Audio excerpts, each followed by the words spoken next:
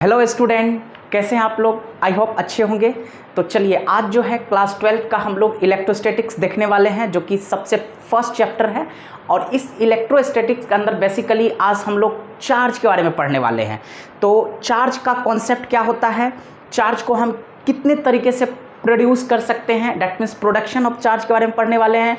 और साथ ही साथ characteristics of charges, that means properties of charge के बारे में देखने वाले हैं। तो आज का क्लासेस बहुत ज़्यादा इंपॉर्टेंट है। चलिए क्लास को हम लोग स्टार्ट करते हैं। तो आज हम लोग सबसे पहले इलेक्ट्रिक चार्ज के बारे में देखने वाले हैं। इलेक्ट्रिक चार्ज क्या होता है, जैसा कि आप लोग जानते हैं कि flow of ions is known as charge. जो आयंस का फ्लो होता है उसी को बेसिकली हम लोग क्या कह देते हैं, चार्ज कह देते हैं, जो कि मैंने यहाँ पे बोर्ड पे लिख भी रखा हूँ। Flow of ions, that means ions का जो फ्लो होता है उसी को बेसिकली हम लोग क्या कहते हैं, चार्ज कहते हैं। अब इस प्रकार से हम ये भी कह सकते हैं कि we can say that the nature of charge, यानी कि चार्ज का जो नेचर होगा, चार्ज का जो नेचर होगा ये टोटली किस पे डिपेंड करता है, totally depends on the nature of ions. अगर हम चार्ज को कह रहे हैं कि it is flow of ions, obviously nature of charge is totally depends on the nature of ions. And as we know very well, ions are of two types, that is cations and anions. Similarly we can say that charge is also of two kinds, positive charge and negative charge. So that is the basic concept of charge. What kind of physical quantity? Then charge is considered as a scalar quantity. जैसा कि आप लोग जानते हो कि physical quantity कितने तरीके के होते हैं। तो फिजिकल क्वांटिटी को हम लोगों ने दो पार्ट में क्लासीफाई किया था। यूनिट्स एंड मेजरमेंट क्लास 11 के अंदर आप लोगों ने पढ़ा होगा फंडामेंटल क्वांटिटी और ड्राइव्ड क्वांटिटी। ठीक उसी तरह से इन टर्म्स ऑफ मैग्नीट्यूड और डायरेक्शन जो फिजिकल क्वांटिटी है उसको हम लोगों ने फिर दो पार्ट में क्लासीफाई किया था। One is called as scalar quantity and another is called as vector quantity. तो on the basis of magnitude and direction अगर हम चार्ज को टाइप ऑफ फिजिकल क्वांटिटी में आइडेंटिफाई करने का कोशिश करें तो ऑब्वियसली चार्ज जो है वो कौन सा क्वांटिटी आएगा, स्केलर क्वांटिटी में आएगा। यानी कि चार्ज के पास only they having magnitude, they won't having direction. तो charge, that's why charge is considered as a scalar quantity. तो आप लोग को एकदम दिमाग में बैठाना, कभी कभी ये पूछ भी देता है कि चार्ज इज स्केलर और वेक्टर, तो आपको यहाँ पे कोई भी कंफ्यूजन नहीं रखना है। बहुत ही सिंपल है, charge is only scalar because it having only magnitude, it won't having any direction, so that's why charge is only scalar quantity. Next चलिए अब आप लोग देखते हैं what is the SI unit of charge. Charge का basically SI unit होता क्या है। तो ये बहुत ही बेसिक चीज़ है, इसमें कोई कॉम्प्लेक्स चीज़ मैं नहीं आपको बता रहा हूँ। एसआई यूनिट ऑफ चार्ज, जिसको हम लोग चार्ज को रिप्रेजेंट किससे करते हैं, डिनोट किससे करते हैं, क्यू से। आप कैपिटल क्यू भी लिख सकते हो, स्मॉल क्यू भी लिख सकते हो, इसमें कोई दिक्कत नहीं है। तो चार्ज का एसआई यूनिट हमारे पास क्या होता है, कूलम, जिसको हम लोग किससे इंडिकेट करते हैं, सी से। यानी कि चार्ज का एसआई यूनिट हमारे पास क्या हो गया, कूलम, जिसको हम लोग किससे रिप्रेजेंट करते हैं, सी से। चलिए अब इस चैप्टर का जो आप क्लास 12 के अंदर फर्स्ट चैप्टर पढ़ते हो इसको हम लोग इलेक्ट्रोस्टैटिक्स कहते हैं। तो इलेक्ट्रोस्टैटिक्स का बेसिकली मीनिंग क्या होता है, तो हम लोग थोड़ा सा इलेक्ट्रोस्टैटिक को एनालिसिस करके देखते हैं। इलेक्ट्रो का बेसिक मीनिंग होता है चार्ज, इलेक्ट्रो का बेसिक मीनिंग क्या होता है, चार्ज। और स्टैटिक्स का बेसिक मीनिंग होता है एट रेस्ट। दैट मीन्स यहाँ पे आप देख सकते हैं इलेक्ट्रो का बेसिक मीनिंग होता है चार्ज और स्टैटिक्स का बेसिक मीनिंग होता है एट रेस्ट। दैट मीन्स अगर कोई चार्ज रेस्ट पे है और आप उसके डिफरेंट बिहेवियर का एनालिसिस कर रहे हैं, डिफरेंट बिहेवियर को स्टडी कर रहे हैं, जब कोई चार्ज रेस्ट पे है और आप उसको स्टडी कर रहे हो, that means study of charge at rest, that is considered as electrostatics. तो आप ये देखिएगा कि इस इलेक्ट्रोस्टैटिक्स के अंदर जो फर्स्ट पार्ट है, जो इलेक्ट्रोस्टैटिक का पहला पार्ट है इलेक्ट्रिक चार्ज एंड फील्ड, इसके अंदर आप जितने कुछ भी स्टडी करोगे, जैसे कूलम्स लॉ आप अप्लाई करते हो, तो कूलम्स लॉ बेसिकली क्या देता है, इलेक्ट्रोस्टैटिक फोर्स का कॉन्सेप्ट देता है लेकर के। और आप जितने, जैसे आप इलेक्ट्रिक फ्लक्स के बारे में देखोगे, इलेक्ट्रिक फील्ड लाइंस के बारे में देखोगे, कहीं भी चार्ज आपको मूव करता हुआ नजर नहीं आएगा। तो इलेक्ट्रिक चार्ज एंड फील्ड को हम लोग इलेक्ट्रोस्टैट 1 कहते हैं। तो इलेक्ट्रोस्टैटिक्स का बेसिक मीनिंग ही होता है कि चार्ज हमेशा किस में रहेगा, रेस्ट में रहेगा, it is not in dynamic situation. तो अब हम लोग देखते हैं production of charges.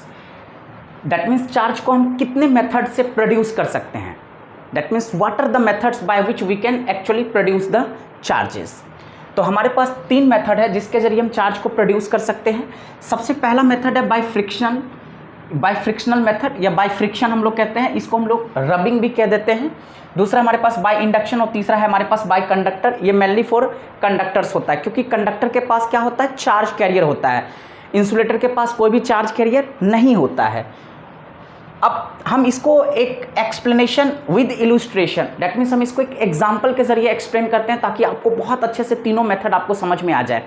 It is not necessary to write much more notes on these 3 methods, only simply you can understand how by these 3 methods we can produce the charge। यानी कि इस 3 method के जरिए हम चार्ज को actually कैसे produce कर सकते हैं, आपको प्रैक्टिकली केवल समझना है। इस पे थेसिस लिखने की कोई या थेसिस को ज़्यादा नोट को लिखने की कोई रिक्वायरमेंट नहीं है, आप इसको प्रैक्टिकली समझिए। अगर आप समझ जाते हो तो आपको कहीं भी क्वेश्चन में, जहाँ कहीं भी आइडेंटिफिकेशन ऑफ चार्ज के ऊपर क्वेश्चन बनता है तो वहाँ पे आपको चार्ज को आइडेंटिफाई यानी कि that means type of charge को आइडेंटिफाई करने में कोई दिक्कत नहीं होगी। चलिए तो देखते हैं इस तीनों मेथड, ये तीनों मेथड क्या कहता है, इस तीनों मेथड के जरिए हम कैसे चार्ज को प्रोड्यूस कर सकते हैं। तो सबसे पहला देखिए, आप इस कॉन्सेप्ट को समझने से पहले थोड़ा सा मैं बता देता हूँ। एक वर्क फंक्शन है, बहुत ही इंपॉर्टेंट कॉन्सेप्ट होता है। इस वर्क फंक्शन के कॉन्सेप्ट को आप समझिए।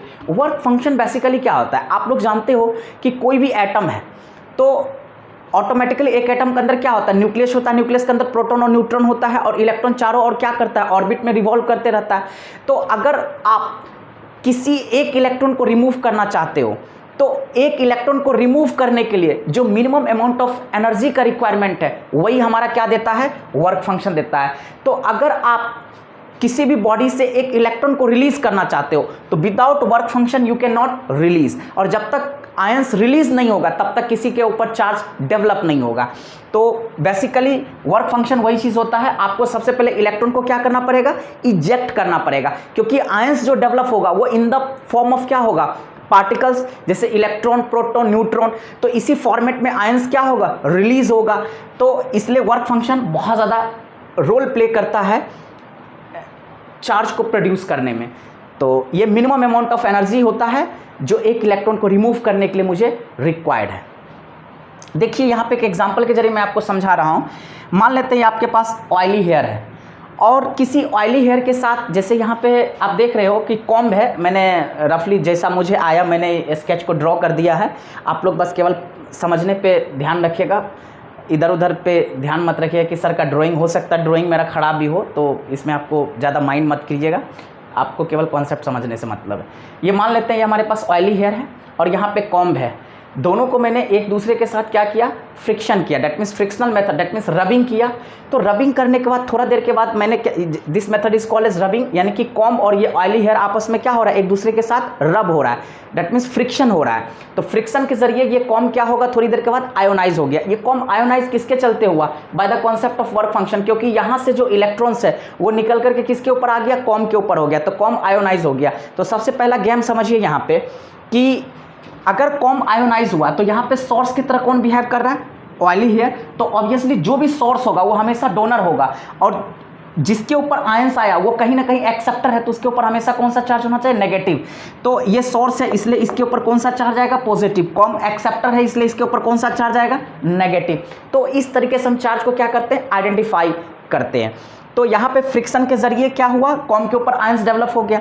अब इसी आयोनाइज्ड कॉम्ब को, जो हमारे पास यहाँ पे आयोनाइज्ड कॉम्ब है, अगर मैं इसको एक छोटे से पीस ऑफ पेपर के पास लेके जा रहा हूँ, अब क्वेश्चन उठता है कि sir small piece of paper why, हम यहाँ पे अगर पेपर का बड़ा टुकड़ा लेंगे तो क्या ये आयोनाइज्ड कॉम्ब उसको आयोनाइज नहीं कर पाएगा, बिकॉज जो इस कॉम्ब के ऊपर आयंस डेवलप हुआ इसकी मैग्नीट्यूड बहुत कम है। तो ये अपने मैग्नीट्यूड के अकॉर्डिंग, स्ट्रेंथ के अकॉर्डिंग, कैपेसिटी के अकॉर्डिंग ही किसी चीज़ को आयोनाइज कर पाएगा, क्योंकि इस पे बहुत ज़्यादा आयंस नहीं है, बहुत ही स्मॉल है, इसकी मैग्नीट्यूड बहुत कम है। इस वजह से ये किसी स्मॉल पीस ऑफ पेपर को ही क्या कर पाएगा, आयोनाइज कर पाएगा। तो बहुत ही सिंपल है, मैंने आयोनाइज्ड कॉम्ब को क्या किया, एक स्मॉल पीस ऑफ पेपर के पास लेके गया और बिल्कुल टच नहीं किया। यहाँ पे तो फ्रिक्शन हो रहा था तो टच में था, यहाँ पे बिल्कुल दोनों में गैप है, मैंने कुछ हो सकता है 2-3 सेंटीमीटर के डिस्टेंस पे हमने रखा।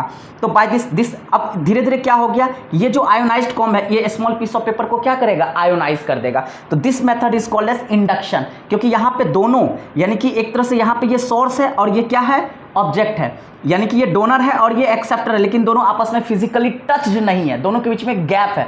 तो इस तरह से जो ये आयोनाइज्ड कॉम्ब इस स्मॉल पीस ऑफ पेपर को आयोनाइज कर रहा है, तो this method is called as induction. यानी कि इस तरीके से जो चार्ज किसी बॉडी के ऊपर डेवलप होता है, तो this method of production of charge is called as induction method. तीसरा मेथड हमारे पास होता है कंडक्शन। ये तो बहुत ही सिंपल है। जैसा कि आप लोग जानते हो, कोई कंडक्टर है, उसके ऊपर ऑलरेडी चार्ज है और उसी को टच करके कोई दूसरा कंडक्टर रख देंगे, तो ऑटोमेटिकली इस कंडक्टर से इस कंडक्टर के अंदर भी चार्ज क्या हो जाएगा, डेवलप हो जाएगा। तो मेरे ख्याल से इस 3 मेथड को आपको समझने में कोई दिक्कत नहीं होगा, और आई होप इसको स्टडी करने के बाद ये लेक्चर सुनने के बाद आपका, मेरे ख्याल से आपको बहुत अच्छे से समझ में आ गया होगा कि हम चार्ज को किस तरीके से प्रोड्यूस कर सकते हैं। और आइडेंटिफिकेशन ऑफ चार्ज में भी कभी कोई दिक्कत आपको नहीं होना चाहिए। हमेशा जिस भी 2 बॉडी के बीच में आपको आइडेंटिफाई करेगा, 2 ऑब्जेक्ट के बीच में, कि किसके ऊपर कौन सा चार्ज होगा, तो हमेशा आप चेक कीजिएगा कि कौन सोर्स की तरह बिहेव कर रहा है, कौन ऑब्जेक्ट, दैट मीन्स कौन डोनर है, कौन एक्सेप्टर। जो हमेशा डोनर होगा वो पॉजिटिव चार्ज होगा, जो एक्सेप्टर होगा ऑलवेज नेगेटिव। तो इस तरीके से आप इजिली आइडेंटिफाई। चलिए तो देखते हैं हम लोग properties of charges. Next topic क्या है हमारे पास, प्रॉपर्टीज ऑफ चार्जेस। तो बहुत ही सिंपल है। वैसे चार्ज के तो बहुत सारे कैरेक्टर होते हैं, लेकिन मेन जो है 3 कैरेक्टर को हमें न्यूमेरिकली समझने की बहुत ज़्यादा रिक्वायरमेंट है। तो सबसे पहला प्रॉपर्टी हम लोग देखते हैं एडिटिविटी प्रॉपर्टी। अब आप ये भी जानते हैं कि like charges repel each other, unlike charges attract each other. तो इसको हम लोग फंडामेंटल लॉ ऑफ इलेक्ट्रोस्टैटिक्स भी कह देते हैं। ठीक है, तो एडिटिविटी प्रॉपर्टी का मतलब क्या होता है, it can be added. That means देखिए, अगर आपको कोई न्यूमेरिकल मिलेगा, जैसे कि आपको एक एग्जांपल की जरिए मैं समझाता हूँ। मान लेते हैं ये हमारे पास सिस्टम ऑफ पॉइंट चार्ज है। देखिए एक डब्बा है आपके पास, एक बॉक्स है, इसके अंदर बहुत सारे पॉइंट चार्ज है, Q1, Q2, Q3, Q4, Q5, Q6 up to Qn। तो इसको हम लोग कह सकते हैं सिस्टम ऑफ पॉइंट चार्जेस। और किसी ने पूछा कि बताओ इसके ऊपर नेट चार्ज क्या होगा, how we can find out the net charge. तो बहुत ही सिंपल है, अगर आप चार्ज का कैरेक्टर जानोगे then only you can find out the net charge. तो बहुत ही सिंपल, चार्ज एडिटिविटी प्रॉपर्टी को भी शो करता है। इसका मतलब है कि it can be added, that means charge को हम ऐड कर सकते हैं। तो बहुत सिंपल सी बात है, अगर ये सिस्टम ऑफ पॉइंट चार्ज है, इसके ऊपर अगर मुझे नेट चार्ज को फाइंड आउट करना है, तो क्यू नेट निकालने के लिए क्या करेंगे, Q1 plus Q2 plus Q3 up to कहाँ तक होगा, Qn। यानी कि सारे चार्ज को हम ऐड करके नेट चार्ज को फाइंड आउट कर सकते हैं। तो this is very easy. By this method you can easily find out the net charge. So that means additivity property इसी चीज़ को रिफ्लेक्ट करता है। नेक्स्ट प्रॉपर्टी क्वांटाइजेशन, ये बहुत ही इंटरेस्टिंग प्रॉपर्टी है, इसको आपको समझना बहुत ज़्यादा जरूरी है। देखिए ये जितने भी प्रॉपर्टीज़ मैं डील कर रहा हूँ, इस पर डायरेक्ट स्ट्रेट क्वेश्चन तो कभी नहीं पूछेगा, लेकिन आप फिजिक्स में, होल फिजिक्स में जितना भी जगह पे आप बड़े बड़े कॉन्सेप्ट या काफ़ी सारे न्यूमेरिकल्स को आप यूज़ करोगे, तो वहाँ पे इसको किसी न किसी मेथड के ज़रिए पूछा जा सकता है। तो इस प्रॉपर्टीज को समझना बहुत ज़्यादा जरूरी है। Quantization Q is equal to plus minus any लिखते हैं। देखिए यहाँ प्लस माइनस लगाने का मेन मीनिंग क्या होता है कि चार्ज में भी पॉजिटिव में भी नेगेटिव, डिपेंड्स करता है नंबर ऑफ पार्टिकल, यानी कि नेचर ऑफ पार्टिकल कैसा। अगर हमने पॉजिटिव पार्टिकल लिया तो ऑब्वियसली चार्ज का मैग्नीट्यूड पॉजिटिव होगा, अगर हमने नेगेटिव पार्टिकल ले लिया तो चार्ज का मैग्नीट्यूड भी क्या हो जाएगा, नेगेटिव हो जाएगा। चार्ज भी नेगेटिव नेचर का होगा। तो वो nature of charge totally depend करता है नेचर ऑफ पार्टिकल्स के ऊपर। तो Q is equal to plus minus n e का मतलब क्या हो गया, ये कहता है कि charge is an integral multiple to the number of particles to the charge on an electron. That means जो भी नंबर ऑफ पार्टिकल्स होता है, एक इलेक्ट्रॉन के ऊपर जो चार्ज होता है उसका क्या होता है, वो इंटीग्रल मल्टीपल होता है। दैट मीन्स अगर आपके पास नंबर ऑफ पार्टिकल्स है तो एक इलेक्ट्रॉन के ऊपर जो चार्ज होता है उससे आपको क्या करना है, मल्टीप्लाई कर देना है। प्रैक्टिकली इसको कैसे समझेंगे, अगर मान लेते हैं हमारे पास एक बॉक्स है, इसके अंदर क्या दे रखा है, 5 पार्टिकल्स, और आपसे पूछा है कि बताओ इस डब्बे के ऊपर नेट चार्ज क्या है, तो आप इसको कैसे फाइंड आउट करोगे। यहाँ पे तो हमारे पास बहुत सारे पॉइंट चार्जेस था, तो हमने ऐड करके नेट चार्ज को फाइंड आउट कर लिया, लेकिन यहाँ पे तो हमें पार्टिकल्स के फॉर्मेट में दे रखा है। तो बहुत ही सिंपल, हम क्वांटाइजेशन के जरिए नेट चार्ज को इजिली फाइंड आउट कर सकते हैं। कैसे, तो बहुत ही सिंपल है। देखिए according to quantisation Q is equal to हमारे पास क्या होता है, एनी। तो नंबर ऑफ पार्टिकल्स हमारे पास कितना दे रखा है, 5, और एक इलेक्ट्रॉन को 8 × 10⁻⁹ कूलम। तो आपने बेसिकली यहाँ पे क्या किया, जो भी नंबर ऑफ पार्टिकल्स है, एक इलेक्ट्रॉन के ऊपर जो चार्ज है उससे आप क्या करोगे, मल्टीप्लाई कर दोगे। तो in this way you can find out the net charge on the body. तो this is the quantisation property. Next third है कंजर्वेशन। कंजर्वेशन को क्या समझने की जरूरत है, ये तो आप बहुत पहले से भी पढ़ते आ रहे हो, बहुत अच्छे से जानते हो कि कंजर्वेशन का मतलब है ये कहता है according to this charge can neither be created not destroyed but can be change from one form to another, यानी कि चार्ज हमेशा कंजर्व रहता है, कभी भी ना ये neither it can B created not it can be destroyed, ये कभी बर्बाद भी नहीं हो सकता है, तो हमेशा चार्ज क्या रहता है, कंजर्व रहता है। तो बहुत ही बेसिक है, आप लोग हमेशा इसको पढ़ते आए हैं, तो मेरे ख्याल से इस तीनों प्रॉपर्टी को समझने में कोई ज़्यादा परेशानी नहीं होगा। तो आई होप आपको आज का लेक्चर बहुत अच्छा लगा होगा, और मेरे ख्याल से जो बेसिक कॉन्सेप्ट है चार्ज का या चार्ज से रिलेटेड जितने भी आपके मन में कन्फ्यूज़न था, वो आज का वीडियो देखने के बाद मेरे ख्याल से आपका कन्फ्यूज़न दूर